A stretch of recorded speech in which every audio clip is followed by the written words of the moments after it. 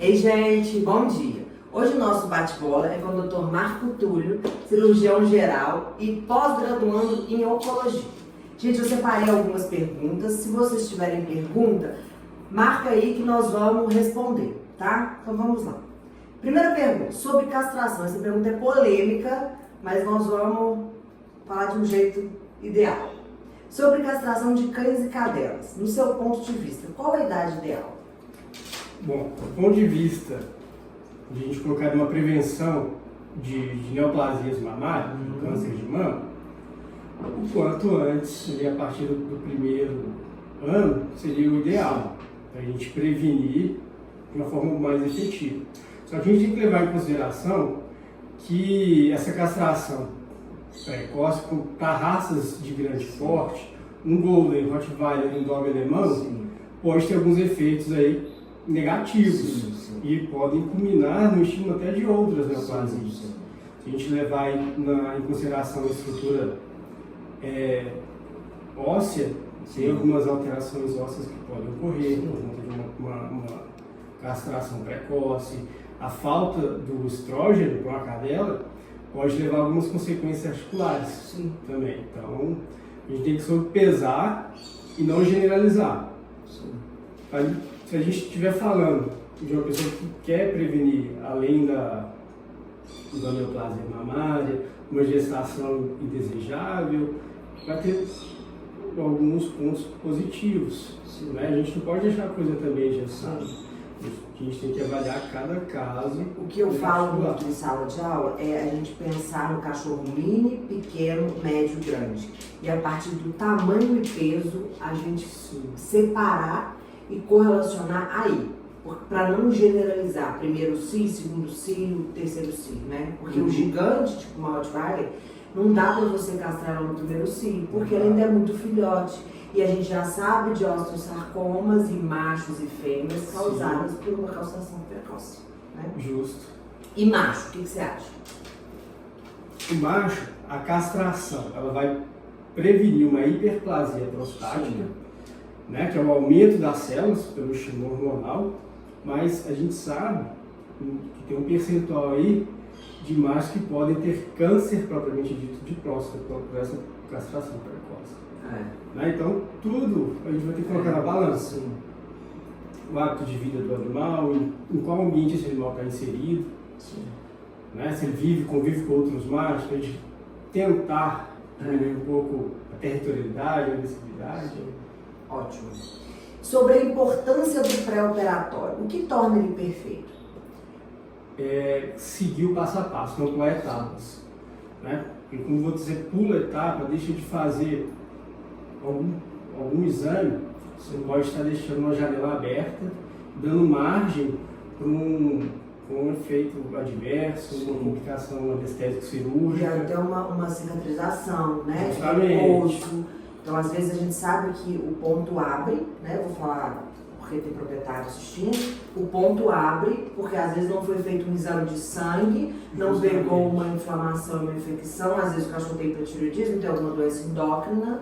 Exatamente, que aí os exames pré-operatórios, tanto os laboratoriais de sangue, propriamente dito, quanto os exames de imagem, né, um eletro, um eco, um ultrassom, no caso das neoplasias, um raio-x, torácico, isso tudo é muito importante.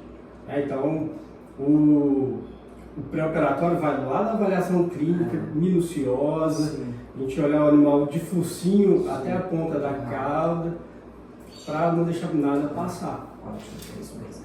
Qual a importância de retirar nódulos e verrugas? Agora nós vamos para uma parte oncológica. As verrugas, a gente tem que ponderar que tem umas que são seriam, ver se realmente vale a pena naquele momento, né? Se ela não estiver ulcerada, não estiver tendo secreção. Agora, mais especificamente das nodulações, é importante. Né? Para a gente também não pular etapas, voltando um pouco ali no pré-operatório, um exame citológico, para a gente ver tem uma noção de que a gente está lidando. Porque nós já pegamos um nódulo aqui que achamos que não era nada. Quando foi ver, era carcinoma, justamente. Então a gente não pode pular etapas. E mesmo quando a gente tem uma suspeita grande, ou na citologia vê um lipoma, assim, é importante tirar, a gente não pode ter essa cultura de cultivar o nódulo. Não. Né? Como a gente já pegou massas muito grandes aqui, a gente sabe que tudo que é grande hoje um dia foi pequeno. Então, quanto antes você intervir, melhor é o pós-operatório. Perde o cachorro de bobeira, né? Se fizer um check-up anual e aí pegar pequenininho, você cuida pequenininho e não cresce. A chance de sucesso é maior. Muito maior. Então a gente não pode deixar a coisa ganhar proporções que depois vai demandar o maior tempo do anestésico cirúrgico, o maior tempo de recuperação, dá margem para complicações. E a biópsia, nesse caso, é o primeiro passo e depois a imunohistoquímica. Em alguns casos, a gente tirou o ferimento, a gente vai mandar para o histopatológico, a gente vai analisar esse histopatológico detalhadamente, a parte de microscopia. E aí, alguns nós vamos direcionar sim para a imunohistoquímica, para diferenciar. Tem alguns marcadores ali que são prognósticos.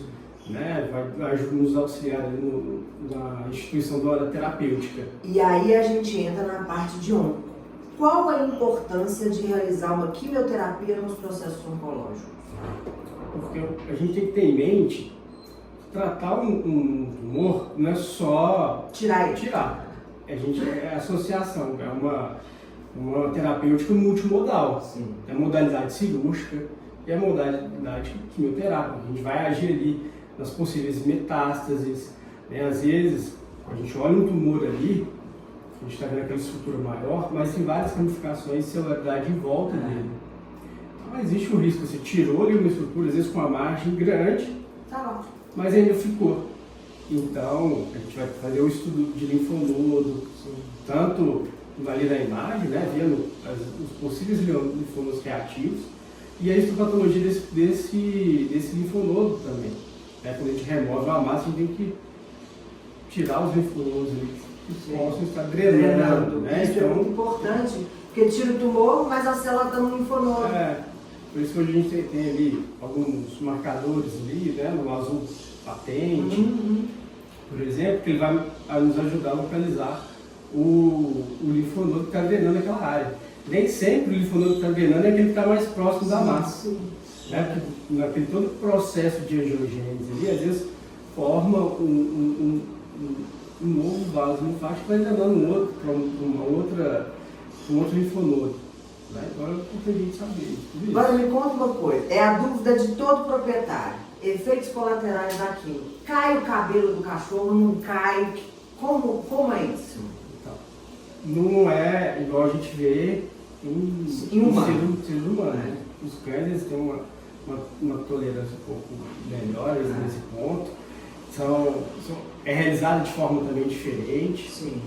Mas o que eu já acompanhei, o que eu já vi que não tem todo esse efeito deletério igual tem para o ser humano. E o que eu já vi também, que tem cachorro que tem muito enjoo, mas tem cachorro que não tem nada. Tem cachorro que não tem nada.